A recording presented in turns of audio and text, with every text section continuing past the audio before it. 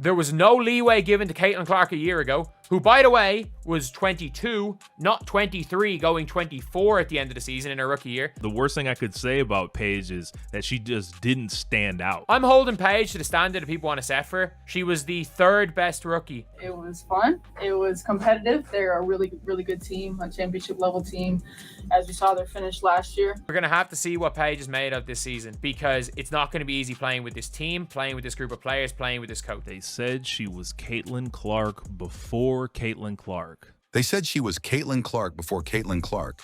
But after her highly anticipated WNBA debut, that hype train just hit a wall. I think the Wings have a long way to go. They essentially have no front court. It looks like, the Nalissa Smith thing from last year, where there were a lot of excuses made for her.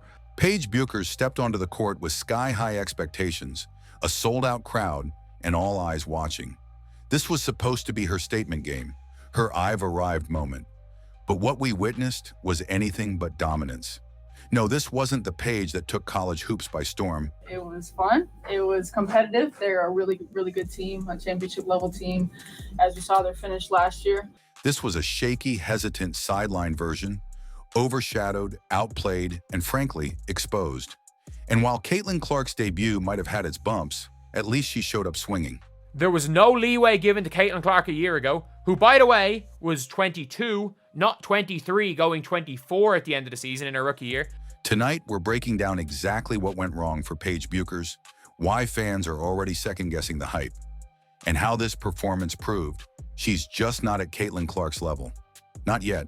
Let's get into it. Paige Bueckers, a -19, 3 of 10. That efficiency that everyone has talked about, the assist-to-turnover ratio, that tonight was out the window. She went 3 for 10, was a -19. Paige Bueckers' final stat line in her WNBA debut, 10 points, 7 rebounds, 2 assists, 3 fouls, and 3 of 10 shooting from the field.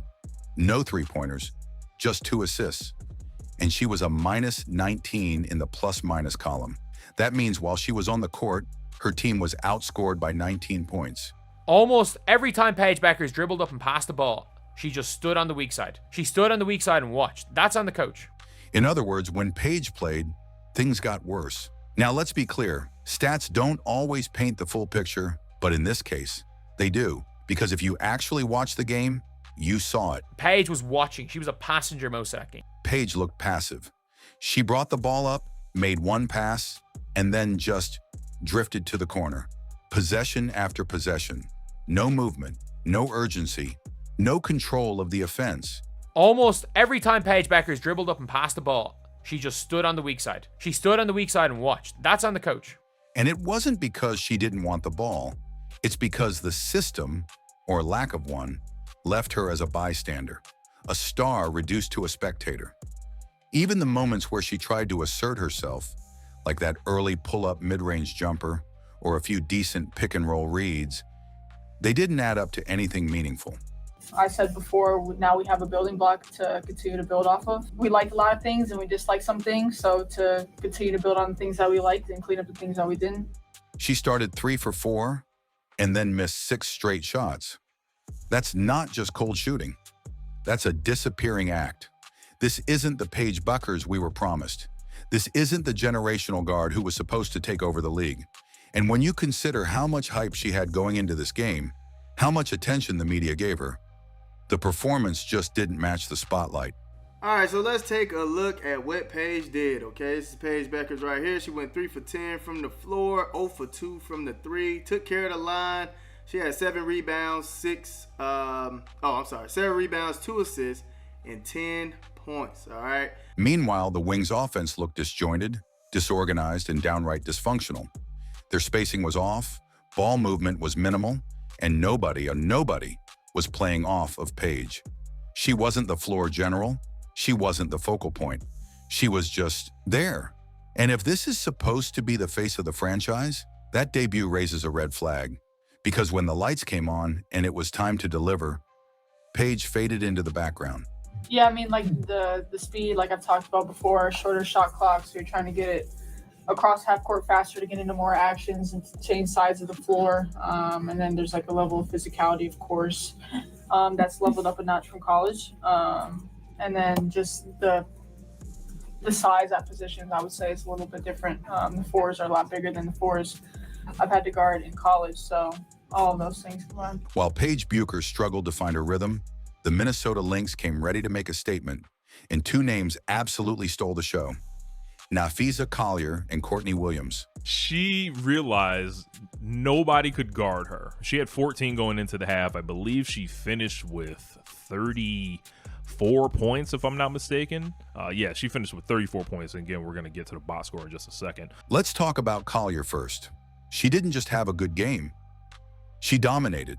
34 points on 12 of 21 shooting, 8 for 8 from the free throw line, and complete control of the paint. Every time she matched up against Dallas's defense, especially against Nalissa Smith, it was like she was in practice mode. Layups, backdoor cuts, post-ups. She made it look easy. And remember, she's doing all of this while Minnesota is still missing key starters like Kayla McBride and Alana Smith. It was just the two-man game between Nafisa Collier and Courtney Williams. Courtney Williams with 25 and 9 assists. Nafisa Collier with 34 points. Every single time Courtney Williams drove to the basket, and then she didn't pull up, she just stopped, waited a couple of seconds, looked up, and Nafisa Collier's wide open on a cut because Nalissa Smith is guarding her. And then there's Courtney Williams, 25 points, 9 assists, 10 for 15 from the field, and complete mastery of the mid-range. She ran the pick and roll to perfection, especially in that third quarter. Her chemistry with Collier was like NBA Jam, unstoppable two-woman basketball.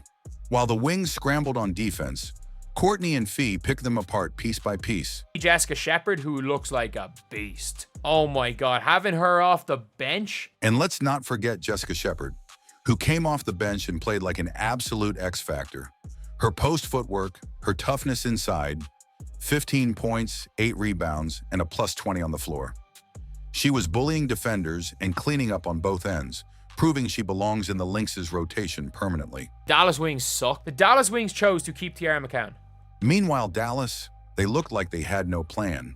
The only bright spots were DJ Carrington, who had a solid 15 points and some aggression early on, and Maisha Hines-Allen, who showed flashes. But the rest of the team, completely outmatched. Yeah, I mean, the first one's always the hardest, usually. Not to say that it won't get harder, but just being able to have a starting point, like I said, and then continue to build off that. And then there's no more questions about what is it going to be like for your first WNBA game. Now we can move on past that. But there's a long season, a lot of games. And so, yeah, to get the first one under means that we got a lot more left to go. The truth is, this game was never about Paige. It became the Collier and Williams show, and the Wings were just the unlucky team on the other side of the highlight reel. If Paige was supposed to be the headline, Collier ripped that headline in half and wrote her own. That's what real stars do. She was being guarded for quite a bit in that game. She took the easiest matchup on the other team. She switched off a couple of times on Diamond Miller on back cuts. For the last 2 years, fans and media have been setting this up like destiny. Paige Bueckers versus Caitlin Clark. The two faces of college basketball, the future icons of the WNBA. But after both have now played their debut games, it's time to be honest. They are not on the same level. There was no leeway for Caitlin Clark earlier in the year. She was being pressed 94 feet. No one was pressing Paige anywhere. Caitlin Clark walked into her first WNBA game targeted. She was double-teamed, pressed full court, and faced a defense designed to break her down. And yeah, she had 10 turnovers, but she still dropped 20 points, hit big-time shots, and refused to disappear. That's the mark of a star. Caitlin's fault that the Fever sucked and she had to play for Christy sides. And Paige is now playing for Chris sides. Paige is playing for Chris sides, and this guy might even be worse than Christy sides. Even on a bad night, you feel her presence. Now contrast that with Paige. Paige wasn't pressed. She wasn't blitzed. No one came into this game trying to take her out. Because honestly, she took herself out. She was mostly unbothered on defense, but never once looked like the engine of her team. She didn't demand the ball. She didn't take over. She didn't lead. In Paige Bueckers, after one night, it did not look too promising. Nalissa did get a tech, I believe, during the game. I think the coach has to get in the lab, and I think this team would function a lot better handing Paige the ball and telling her, hey, be aggressive, look to score, we're going to ride you, and Enrique will score around you. Because I saw some of the playmaking that Paige did. There was a really nice assist that she ended up throwing to Nalissa Smith, and she didn't look nervous at all. She didn't look overwhelmed or tired or anything. She looked like she just, kind of was amongst the pack. One looked like a star adjusting to the pros. The other looked like she was still waiting to be invited into the game. So where does this leave Paige Bueckers? She's talented and no doubt, but talent alone isn't enough in the WNBA. You don't get credit for hype. There was no leeway for Caitlin Clark earlier in the year. She was being pressed 94 feet. No one was pressing Paige anywhere. You get judged by what you do on the court. And in her debut, Paige didn't rise to the moment. She faded from it. Caitlin Clark came in swinging. Paige came in silent. Is it too early to write her off? Of course, one game doesn't define a career, but let's stop pretending the comparison is close, because right now it's not. I felt like she was so wide open. I could see the whites of her eyes, from, the way that she looked as they were just letting her in the paint, with reckless abandon in that second half. So it was the first game of the season, first game of Paige Bueckers' career. And to say that there was a lot to be left desired. If Paige wants to prove she's on Caitlin Clark's level, she better show it fast. Because in this league, the spotlight moves on quickly. Let me know what you thought of Paige's debut. Did she meet your expectations?